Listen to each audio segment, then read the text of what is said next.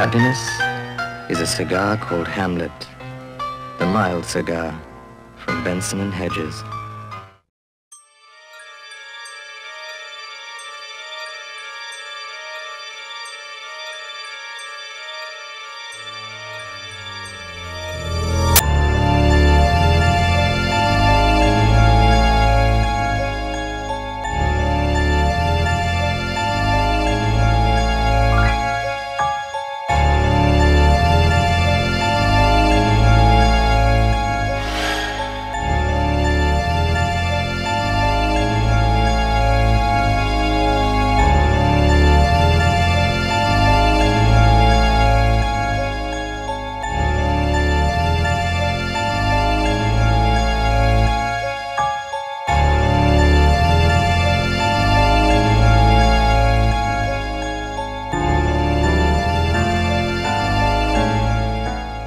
Bienvenue dans la portée historique.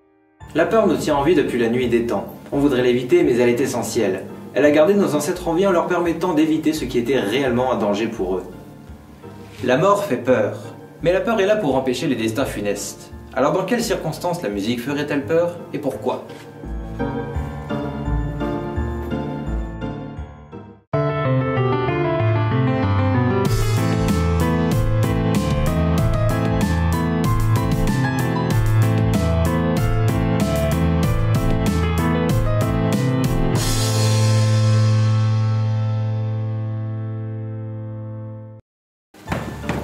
Tout d'abord, il nous faut définir la peur.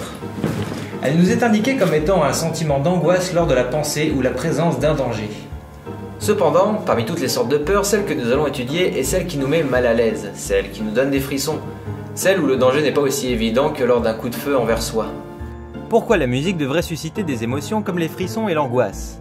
La musique est comme une fenêtre auditive de l'imaginaire et dispose d'une force évocatrice sans pareille. Dans mon épisode sur la musique fantastique, j'ai parlé de cette force évocatrice dans la symphonie fantastique, dans laquelle l'utilisation de l'orchestre et de l'instrumentation servait à suggérer diverses situations terrifiantes, comme une exécution imminente lors de la marche au supplice, où la rythmique lancinante et sans réel apogée suggère l'attente du condamné. Ou bien évidemment les enfers dans le songe d'une nuit de sabbat, où les instruments imitent des démons et autres créatures des enfers. Une musique effrayante ou angoissante peut également servir à la transmission d'un message. Effrayer une audience pour l'avertir ou justement l'encourager à emprunter une voix plus chaste. Je vais vous épargner la musique préhistorique. Mais connaissez-vous la plus ancienne chanson dont on ait encore la partition complète ? Il s'agit de la chanson de Seikilos. En Grèce antique au 1er ou 2e siècle, un certain Seikilos érige une stèle ornée d'une épitaphe. On ne sait trop qui le défunt pourrait être, sa femme, son père, lui-même. Quoi qu'il en soit, cette stèle contient quelques mots de Seikilos lui-même, ainsi que l'épitaphe en soi qui délivre un message à ceux qui contempleront la tombe. Tant que tu vis, brille, ne t'afflige absolument de rien. La vie ne dure guère, la vie exige son tribut.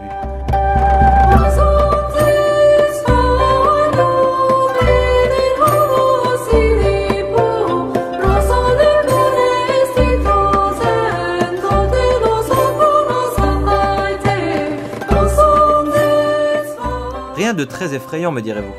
C'est que la mort peut être abordée de façon positive. C'était en tout cas ainsi avant l'apogée du christianisme. L'une des premières chansons occidentales écrites serait donc en lien étroit avec la mort. Mais comme on l'a vu avant, on ne peut pas dire qu'elle était écrite pour susciter la frayeur tant que pour délivrer un message aux contemporains du défunt.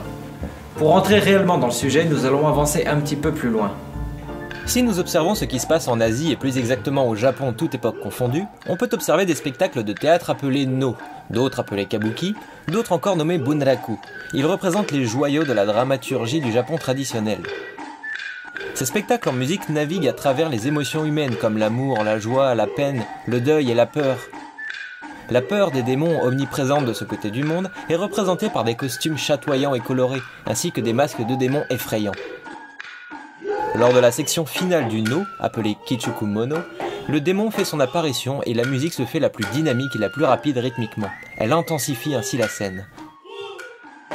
Les instruments appuient parfois cette tension. Par exemple, le taiko présent dans le kabuki produit parfois des fréquences très graves. Et les fréquences graves, notre corps les traduit par un danger potentiel. Quelle créature autre qu'un troupeau de bêtes pourrait diffuser de telles fréquences ? Prenez par exemple la scène du troupeau qui charge dans Jumanji, le vrombissement sourd qui s'approche de plus en plus. Dans l'histoire, notre corps a appris à associer ça au danger, mais lorsque celui-ci n'est pas palpable, l'effroi prend le dessus. C'est pourquoi lorsque la situation l'exige, les instruments les plus graves de l'orchestre sont utilisés pour rappeler à notre esprit ce sentiment de malaise.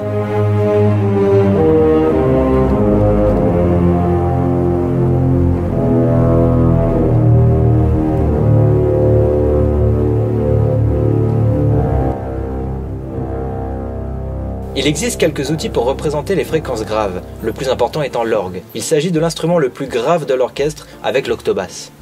L'octobasse est un instrument anecdotique de la famille des cordes, une plus grosse version de la contrebasse qui ne contient que 3 cordes accordées en do sol do. Bien que très peu utilisé, il fut très prisé par Hector Berlioz. Mais retournons du côté de l'orgue. La puissance et la tessiture de l'orgue sont entre autres les raisons pour lesquelles la toccata et fugue en ré mineur de Jean-Sébastien Bach est encore aujourd'hui considérée comme la musique d'épouvante par excellence. Elle fut utilisée en 1931 dans le film Dr. Jekyll and Mr. Hyde, et à juste titre. Par son caractère dissonant et son ambitus allant aussi bien dans le très grave que dans le très aigu, cette œuvre, originalement destinée à tester les orgues, s'avère parfaite pour une imagerie démoniaque et horrifique. Évidemment, c'est la présence de cet accord de septième diminué qui lui confère une majeure partie de ce caractère, sans oublier aussi la carte augmentée, aussi appelée triton, qui représente depuis le Moyen-Âge le diable dans la musique.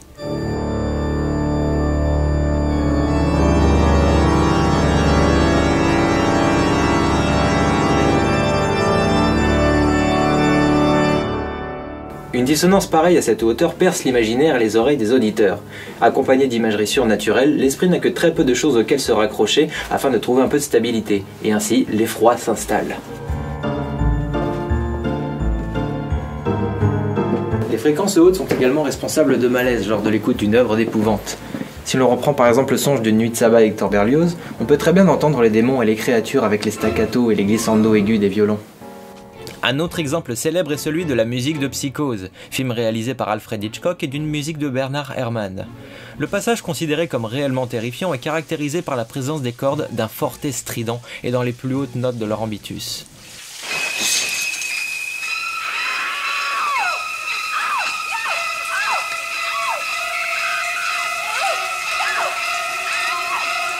Ça a pour effet de prendre au dépourvu le spectateur et de lui infliger de la tension, ce qui fait serrer les dents et dresser les poils. Ainsi, la peur envahit à cause de la musique peu avant que la mort ne s'abatte sur la victime. Dans le dialogue des Carmélites de Francis Poulenc, c'est pareil. Dans cette œuvre, la Révolution française fait rage et n'épargne pas le destin des sœurs du couvent de Carmel à Compiègne. Elles seront ainsi conduites à l'échafaud puis exécutées les unes après les autres. Pendant les complaintes et prières des sœurs, l'émotion, la tension et la peur sont palpables. La peur laisse place à la mort lorsque le couperet tombe régulièrement sur chacune des nuques de nos pauvres sœurs.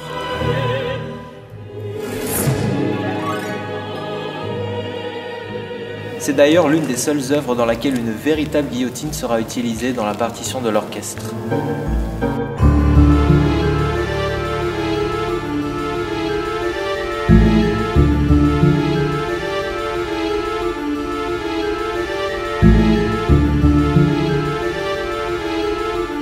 La mort prend bien des formes en musique. On a pu voir qu'elle était souvent très soudaine, dissonante et dérangeante. Alors quand Gustave Mahler a écrit sa symphonie numéro 2 en 1894, on peut penser qu'il allait finalement y positiver la mort et la rendre un peu plus plaisante. Que nenni! Dans le troisième mouvement, Mahler illustre le passage de la mort en elle-même, une mort vraisemblablement atroce et violente puisqu'il va écrire quelque chose comme ça.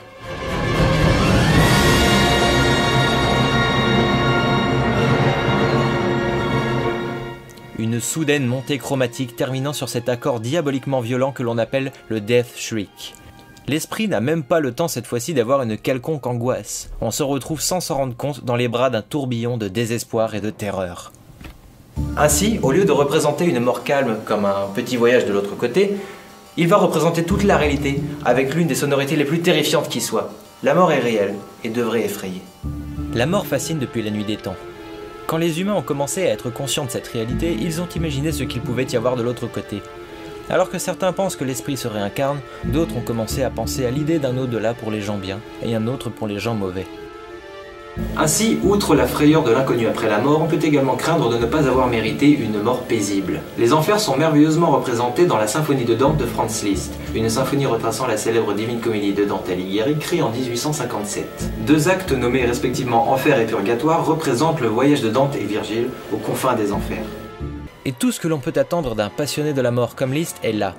Tout est très grave dans cette œuvre. Les cordes enchaînent les phrases effrénées, questionnent et répondent au cuivre avec leur fortissimo décrié par le public lors de la première de l'œuvre.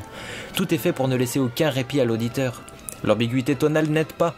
L'enfer est en ré mineur, mais souvent dérangé par la présence d'un sol dièse, ce qui est assez lointain. Et je vous le donne en mille, ré et sol dièse ça fait...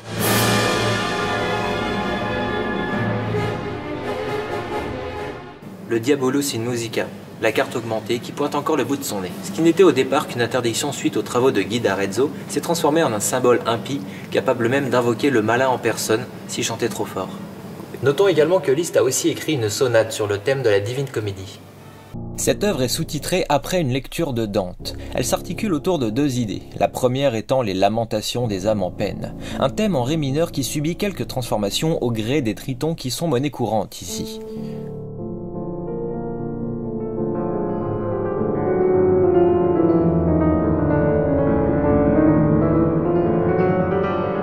Le deuxième thème entre ensuite délicatement. C'est un dérivé du premier. Il est ici pour représenter la béatitude des âmes en paix au paradis.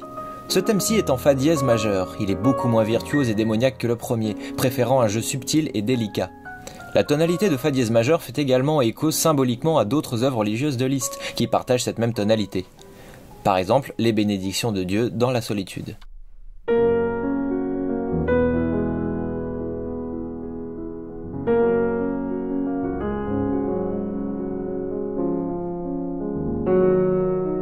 C'est toujours avec Liszt que nous allons voir ce que peut donner la mort sur Terre parmi les vivants. En 1830, il va s'inspirer de diverses œuvres picturales comme le Triomphe de la mort du cimetière ancien de Pise ou encore les œuvres d'Hans Holbein et composer ainsi une œuvre appelée Totentanz et sous-titrée Paraphrase du Dies Irae. Appelée également Danse macabre, elle s'articule sur le thème principal du Dies Irae grégorien.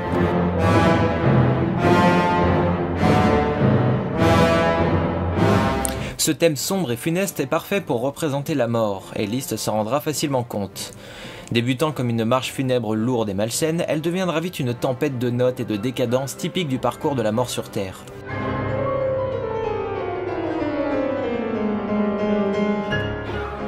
Les morts dansant sur Terre fascinent et font fantasmer les esprits les plus avides de ténèbres, et ce thème va être brillamment illustré dans la célèbre Danse macabre de Camille Saint-Saëns, créée en 1857.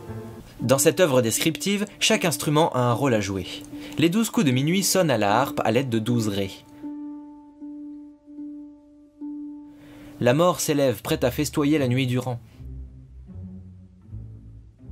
Armée de son violon, elle s'accorde frénétiquement, utilisant le désormais traditionnel accord de triton. Le ton est donné. Tandis que le morceau s'engage dans un rythme très dansant de valse, la mort joue et engage le pas. Les défunts s'animent et la danse macabre commence.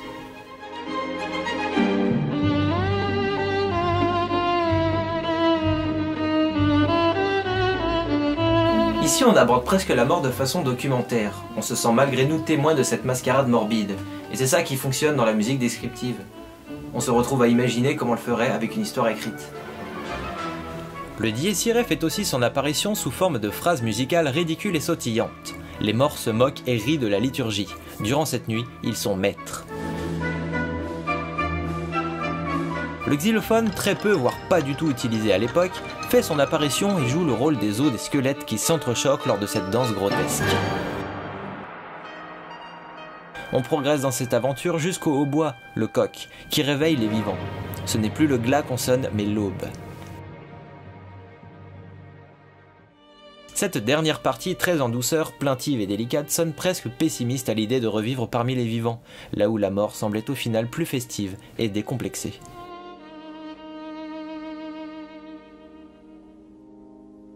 Cette œuvre me rappelle beaucoup La Nuit sur le Mont Chauve, la version de Fantasia, l'entité de l'au-delà qui s'élève, qui réveille les morts de leur tombe et qui s'amuse avec. D'ailleurs, ce sont tous les deux des poèmes symphoniques. Cette œuvre est à l'origine écrite par le compositeur russe Modest Moussorgsky en 1867 et créée en 1886, 5 ans après sa mort. Elle relate le sabbat de plusieurs sorcières d'Ukraine attendant leur maître, Satan en personne. Après avoir chanté et dansé en l'honneur de leur maître, les sorcières reçoivent enfin la visite du malin. Ce dernier permet ainsi au sabbat de débuter. Dès l'introduction, les cornes nous tendent et ne lâchent plus, pour nous livrer ensuite au cuivre qui arrive en grande pompe. Un thème marquant et grave qui utilise toutes les capacités des fréquences graves du spectre sonore. C'est tous ces petits détails qui vous ont fait peur à l'époque devant Fantasia. Au final, la recette est souvent la même, mais adaptée. Les croyances et peurs populaires s'articulent autour de la mort et la peur de ce qui va se passer après. En suggérant le danger, en embrouillant le cerveau avec des signaux contraires, en rappelant à l'esprit les sonorités qu'il a longtemps craint, on arrive à achever des œuvres musicales très évocatrices, invoquant le sentiment de frayeur que l'on a chacun en soi. De nos jours, faire peur avec de la musique semble être un acte presque révolutionnaire, à une époque où la simplicité semble prendre le dessus. Rares sont les films ou jeux vidéo nous nourrissant de musique réellement effrayante, sans aucun artifice. Contrairement au romantisme où le fantastique et la peur en musique étaient extrêmement populaires, le XXIe siècle voit les jumpscares et autres artifices superficiels pulluler. Vous me croyez pas ?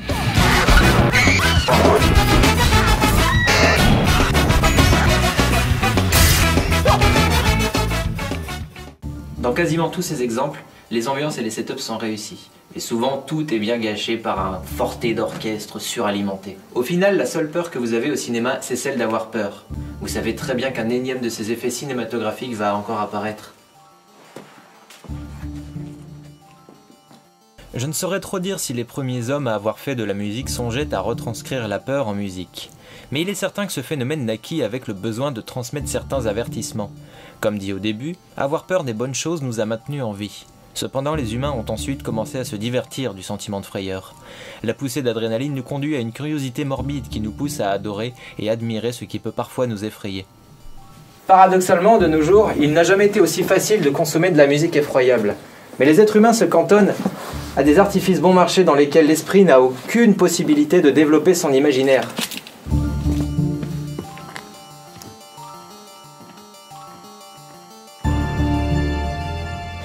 Il est normal d'avoir peur. De la mort, de l'inconnu, de l'ambigu. Au final, dans la frayeur face à la mort ou à l'écoute d'une musique un peu inquiétante, c'est là qu'on se trouve être le plus vivant, vous croyez pas ?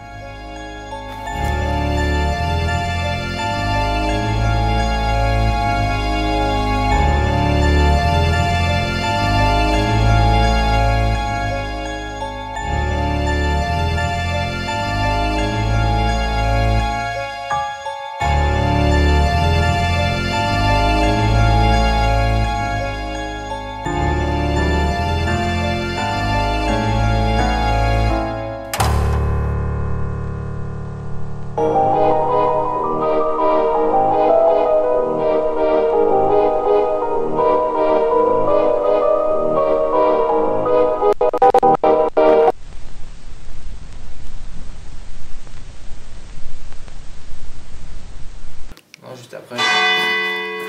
Oh, what a